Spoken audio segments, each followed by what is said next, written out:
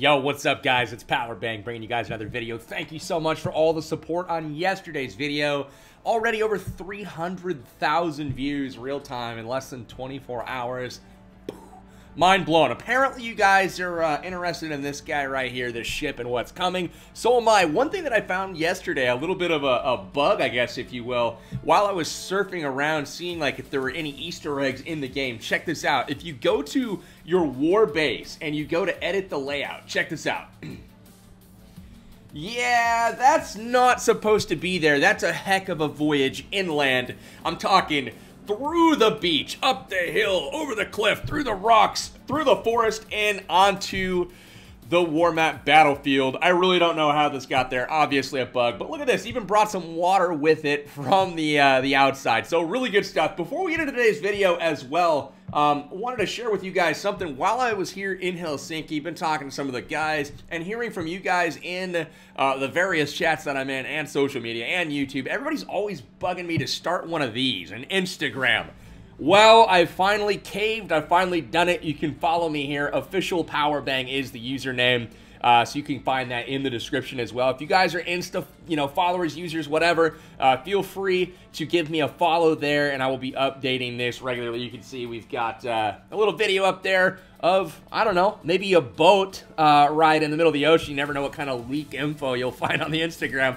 And then we've got a little picture of Chief Pat there and another boat itself in one of the harbors here in Helsinki. So a lot of interesting stuff going on there. Feel free to follow me at Official Powerbang. That'll be in the description. So that being said, let's get back into the Clash of the Clans. What is today's video? Well, we've got a little bit of a war going on right now, guys. I wanted to highlight some Town Hall 9 stuff since a lot of the content on the channel as of late has all been geared towards the upper Town Halls. But before this update gets here, I want to focus back on Town Hall 9 and show you guys some of the cool stuff that's being done with Golems, right? A lot of people have gone away from the Golem and started using mass attacks like balloons, for example. And I wanted to show you guys exactly how to use the Golems to really get some stuff accomplished. Stay tuned to the end of this video because, as the title said, he swagged all of his hogs. You guys are going to see one of the most ridiculous swag attacks that I've seen in quite some time. So stay tuned for the end on that. Let's start at the bottom. Number 24. This is Lime Killer on Tenna Baby. Now, as you can see, he's only got 14 balloons here, and he's going to bring 2 golems out of the, the army camps here. So he drops them pretty evenly, and like always, guys, you want to focus in on the corners of those golems, so on the outside of them, taking out those buildings to create a nice funnel. One wall breaker goes down first. It's very key because you want to trigger any wall breaker traps like little bombs or spring traps outside the base first before you send in your main group. Now, there are 2 air defenses up as well. His goal with the bowlers out of the clan castle here is to get not only the queen, but to go inside the base. Unfortunately, they walk a little bit, and it looks like the queen is going to have to take out the first air defense, while the king is going to get in there and get the second one as well. So the CC is lured. Both of those things are taken care of. So 2 air defenses down, and you can see how he's really carved out a beautiful path in this base to come from the top and start attacking all of these defenses that are alone by themselves. You can see he leaves the Expo alone with the air troops because the queen is going to take care of it. Hasn't used the ability yet. She finally does, hopping into the core, taking out some of these other defenses as well. The balloons continue on. No more spells left in this one, but the golems have already done a number on this base, and he's got 7 balloons left in the camps. Finally just kind of overpowering his way through the backside of this base here. 1 more hound left, attracting all of the attention of the defense. Really nicely done. Everything getting taken out. 3 balloons still left to go, and typically, guys, you have a wizard tower on the edge of the trash ring towards the end. Save a couple of balloons for that. That way, as you have some low health balloons trickling into the last section, you can drop your own balloons to actually do some distracting, just like he did here. And it looks like they are going to stay away from those balloons, entirely, that are a little bit low health. So he's going to take that out. Beautifully done, but as you can see, that deep push going into the base, he gets a lot of key objectives taken care of. 2 air defenses for the air attack. That is great. Let's take a look in the next one. We're going to look at a double jump scenario and see how much value you can get out of that. Actually, we might save that one to the end. I believe that's the hog swag attack I'm talking about. So, going to get that all taken care of. Lime Killer getting it done. Beautiful raid. Let's go ahead and take a look at the next one. So, Mr. November. He's bringing a single jump as well.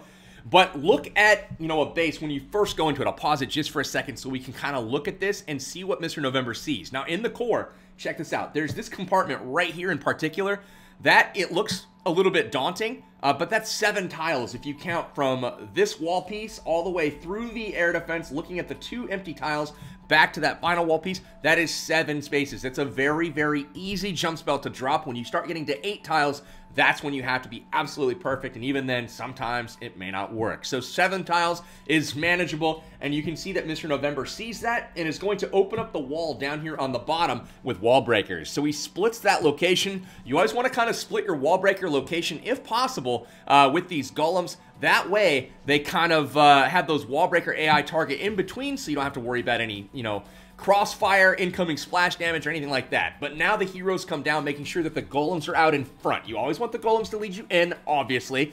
But over the wall, they're going to go locked onto the center of this base. You got bowlers coming in behind. Look at the skip damage all the way to that cannon. Very nicely done by the bowlers, and they are going to push into this base. The nice thing about bowlers in the CC is they ignore air troops, right? So they're going to go in, and they're going to get whatever damage they can.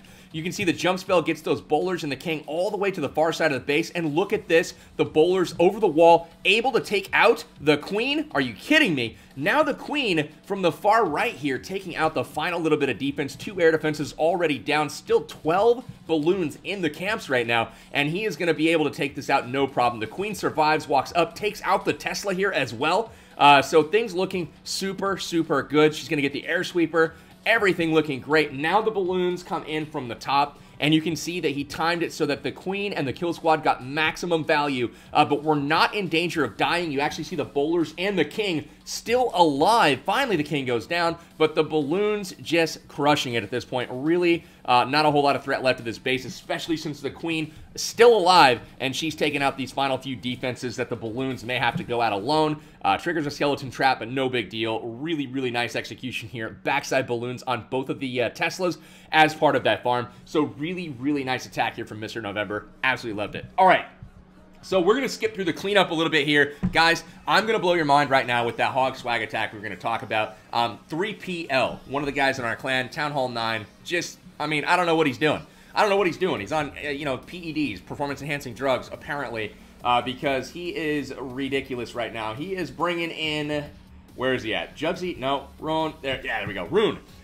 Getting taken out here. Are you guys ready for this? I hope so. So we're going to look at the golems again in this one. He starts out with 1 golem down here. Now, check this out. His eventual entry point is up here at the top. He wants to go in where this archer tower is, and there's not a whole lot of defense up there that's protecting that particular entry spot. The only thing that he sees up there is storages. Now, granted, there could be a lot of Teslas in that compartment, but likely not right around the queen. So he decides that's where I want to enter the base, but check this out. If I drop 1 golem first down here, I can clean up all of the defense and everything on this side of the map as well, create an incredibly wide funnel, and get a lot of value while still having my queen and my golem redirect to the eventual entry point, so we get so much more value from this entry. So here it is. Golem is down. Look at the wizards. He drops heavy wizards, coming 1 in the corner, taking out that builder hut, making sure it doesn't get missed, and then he's going to get the mortar.